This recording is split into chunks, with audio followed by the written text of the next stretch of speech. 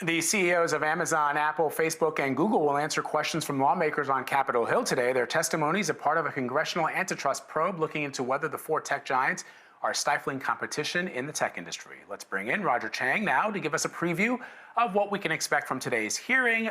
Jeff Bezos is the only one of those four CEOs, Roger, who has never testified in a Capitol Hill hearing before. He typically sends underlings, other executives. What message is he planning to focus on here? Yeah, you can expect Jeff Bezos, who has been, it took a while for him to agree to this. It actually took the threat of a subpoena for him to finally agree to appear before Congress. But you can expect him to really craft the message, really frame the story of how he started Amazon in a garage, where there was no real guarantee of success, and really trying to craft this as a quintessential American success story. Now, obviously, the twist here is that it's become this dominant player that we're all pretty much dependent on, and he is the richest man in the world.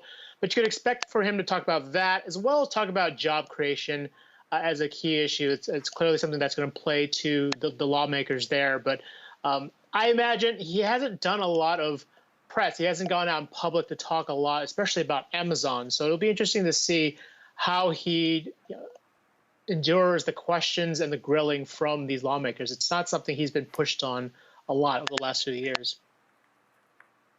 Facebook CEO Mark Zuckerberg, on the other hand, has already gone through this before. He's been grilled by lawmakers, and he seems to, at least when we compare him to some of the other CEOs, have cultivated some sort of relationship with President Trump, in that we've had reports of President Trump, calling him personally to ask him questions, and perhaps his strategy has been to keep an open line of communication with the president. So what do we expect lawmakers to be most interested in when it comes to talking to him? I imagine the elections and how the elections are going to be framed or positioned on Facebook as a platform will be the biggest issue, right? Whether or not misinformation is going to be flagged and how quickly it's going to be flagged, how they treat political ads. There's been a lot of back and forth from Facebook and some inconsistent messaging on how it treats campaign ads, particular ads that contain false information. And so Facebook has gone on and has put in efforts or mechanisms in place to flag these things. But there's still some questions about how effective they are. And from some of the folks on this subcommittee, they're going to be asking about, obviously, the anti-conservative bias that Facebook potentially has. So, and really, that's going to be a question I think most of these companies are, but I think Facebook in particular is going to endure a lot of specific grilling on this issue.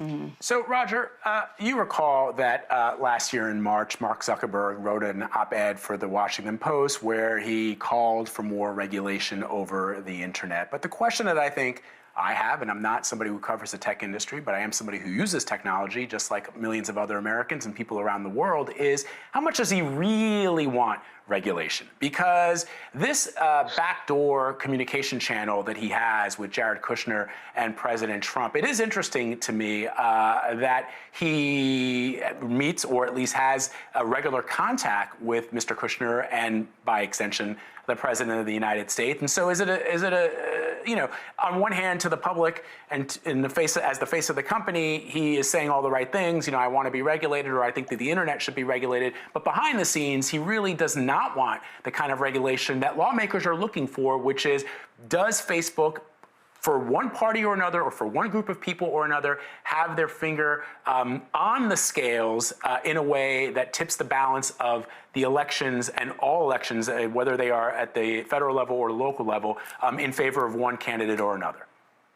No, I think that's a fantastic question. It really kind of hits on the issue of Facebook and really the broader tech industry and how they view regulation. I think most of these companies have resigned themselves to the fact that there will be regulation, and they've decided to sort of get on board with it. And by getting on board with it, it means, increasing the channels with DC, with the White House, with lawmakers, and really trying to set a position for how these regulations will get crafted, and doing it in a position where they can offer more guidance that's more beneficial to them. So, they've already seen this in the EU a bit. EU's acted a lot sooner than the US has, but these companies know regulations are coming, and so if they can be in the driver's seat, or at least helping steer where these regulations go in a way that benefits them, that's fine. And ultimately, that's why you see these companies now so openly embrace regulations. It's because they know, this is coming. They need to be part of this process. The Wall Street Journal is reporting that the Justice Department is actually considering a lawsuit against Google and its advertising business. Do we know what the primary concern is there? Ultimately, it's just the dominance that Google has in the advertising business, right? It processes about 90% of the searches in the world, and it generated $160 billion in annual sales. So these are massive numbers. Google has cobbled together this advertising business from a couple of acquisitions in the early 2000s, the late 2000s, and really there's no other big player that can compete with them, especially in the search business. And really, that's where they're looking at. It's important to know that it's not just search. I think these lawmakers will be looking at some other areas where Google is dominant. Obviously, YouTube as the biggest streaming service or video streaming service in the world. There's some calls for that to be broken up. There's some discussion about whether or not Android should be looked at, because the mobile operating system is so dominant and really oftentimes forces you, or at least pushes you towards Google services over other services. Roger, there are questions surrounding Apple, and a lot of them have to do with the App Store. This is new to me. What can you tell us about that? Yeah, there's been a lot of discussion about whether or not Apple's sort of stranglehold on the mobile experience on your iPhone through the App Store is detrimental to competition. Now, Spotify, I think, is the loudest protester here. They filed a complaint with the EU, making noise about whether or not that 30% commission that Apple charges for folks who pay the developers, whether or not that fee makes it less competitive. Keep in mind that Spotify competes against Apple Music, and Spotify's CEO, Daniel Ek, has argued that 30% commission makes it impossible to compete with Apple Music on price, because that extra premium has to be passed on to the consumer. Beyond that, there are issues about whether or not app developers can compete on core services like Maps or music or messaging, where on your iPhone, a lot of these apps, a lot of the Apple version of the apps, Apple Maps, Messages, or iMessage, these are the default services, right? And you can't switch from that. Now, Apple has kind of loosened some of this recently. Back at WWDC, they announced that the next version of iOS, the mobile software, will let you change the default for browser and search engine. But those are, that's sort of a small consolation. And for a lot of developers, that 30% tax is a pretty hefty one to pay.